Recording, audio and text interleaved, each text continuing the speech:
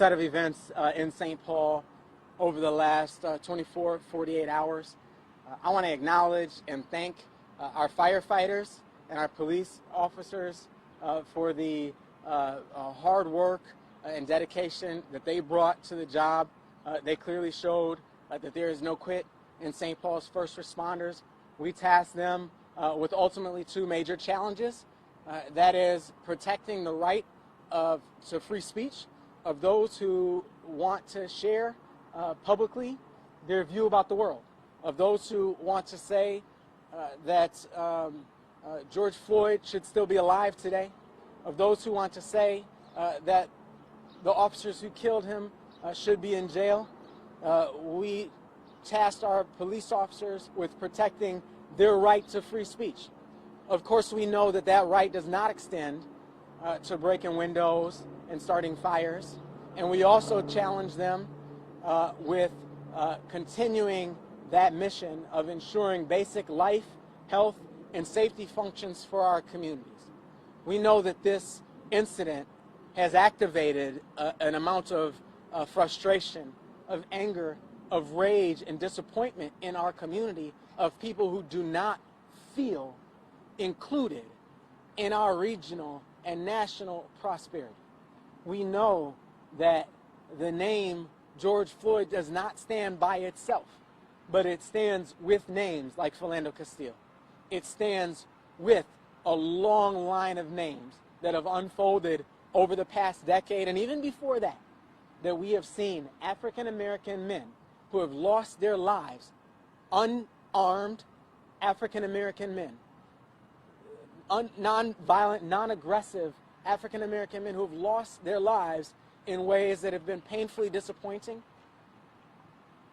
And we're committed to seeing, we're hopeful about seeing his name not added to the list of incidents that have gone without someone being held accountable for those actions. But we know that those are a part of that deep frustration and that deep anguish that so many members of our community face. We also know that when people take action, and when that rage and when that anger manifests itself in negative and destructive means, in ways that destroy the community institutions that our seniors look to in a pandemic, that our seniors look to for their medicine in a pandemic, that our families look to for their food during a food shortage, that our residents look to for their jobs and income and to just be able to earn a living during an economic crisis, then that too often serves to re-victimize,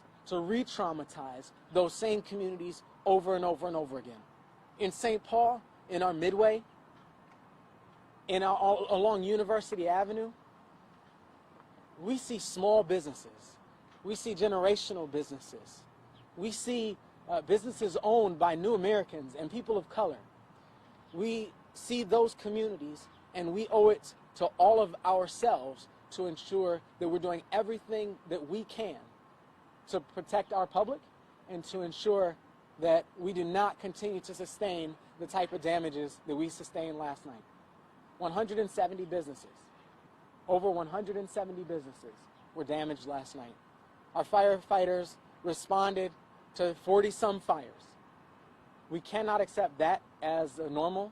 We cannot accept that as okay in our community any more than we can accept the death of George Floyd as okay in our community. I am proud of our first responders. I'm thankful for the support that we've received from our partners from other jurisdictions and our partners from the state.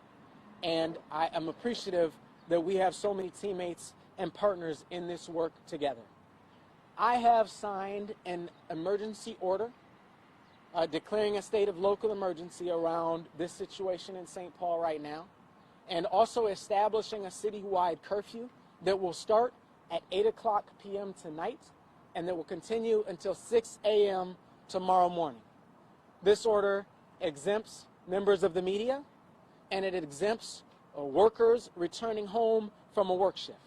Other than that, we are asking our community to stay home so that we can ensure that we can protect that basic life, health, and safety mission of our community.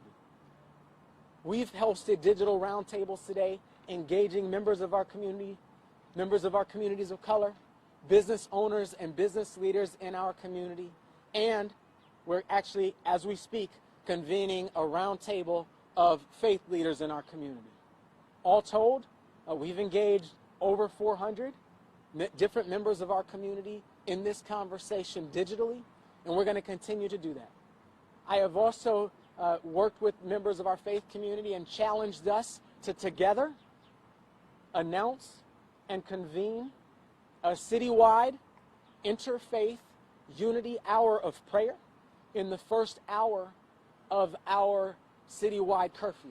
So from 8 p.m. to 9 o'clock p.m., I will be observing in my faith, and we're inviting everybody else who wants to observe in their faith with us in reflection on what happened last night, in prayer for the family of George Floyd, his friends, and all who are mourning him, in prayer for leadership in our community, from every pastor to our chiefs, to all of our mayors, to our governor, to our president, in prayer for our police officers, our firefighters, our healthcare workers, our first responders, in prayer for everyone who is feeling that just enormous sense of anguish that the things that we've experienced in our community this week can never happen again. With that,